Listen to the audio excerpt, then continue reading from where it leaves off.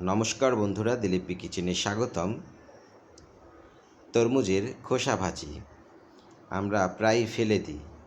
ফেলে না দিয়ে আমরা এই খোসাটাকে ভাজি করে খেতে পারি। খুবই স্বাদ, খুবই মজার। তো দেখে নিন কীভাবে এই তরমুজের খোসা ভাজি করছি। উপরের যে সবুজ অংশ আছে এগুলো আমি কেটে ফেলে নিয়েছি। এই যে মাঝখানের যে একটু ভারী অংশ আছে সেই অংশটাকে আমি রেখে দিয়েছি। আপনারা বটি বা ছুরির সাহায্যে এগুলো কেটে নিতে পারেন।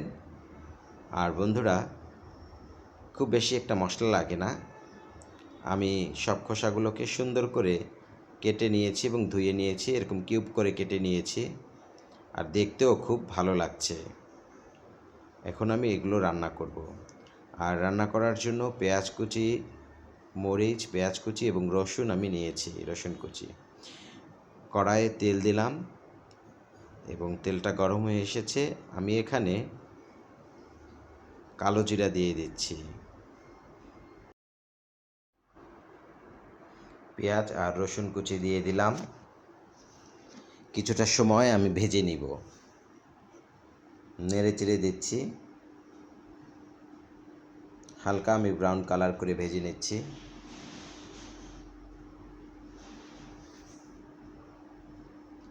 তো খুব সুন্দর একটা ঘ্রাণ বেরিয়েছে বন্ধুরা। এই পর্যায়ে আমি এখানে ধুয়ে রাখা ছোট ছোট কিউব করে কাটা তরমুজের খোসাগুলো দিয়ে দিচ্ছি এবং নেড়ে চেড়ে দিলাম। হলুদ, সামান্য পরিমাণ হলুদ এবং কাঁচা লঙ্কা ফালি করে রেখেছিলাম দিলাম। লবণ স্বাদ মতো, ভালো করে নেড়ে চেড়ে দিচ্ছি।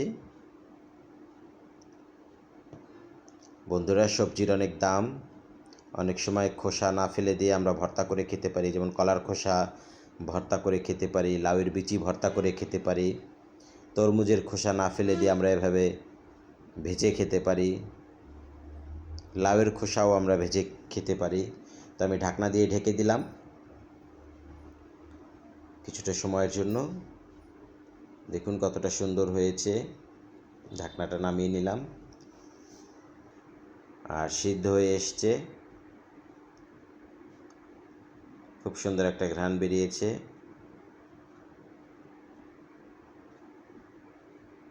বরাবরই আমার কাছে ভীষণ ভালো লাগে তরমুজের এই খোসা।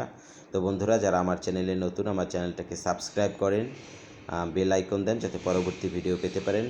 এবং যারা আমাকে সবসময় সহযোগিতা করছেন আপনাদেরকে ধন্যবাদ। ভাজা হয়ে গেছে, আমি নামিয়ে নিচ্ছি। আর খুবই ভালো লাগে খেতে। দেখুন কতটা সুন্দর হয়েছে। গরম গরম ধোয়া ওঠা ভাতের সাথে খেতে খুবই মজা লাগে। পোলাওয়ের সাথেও খাওয়া যায় এই তরমুজের খোসা ভাজি।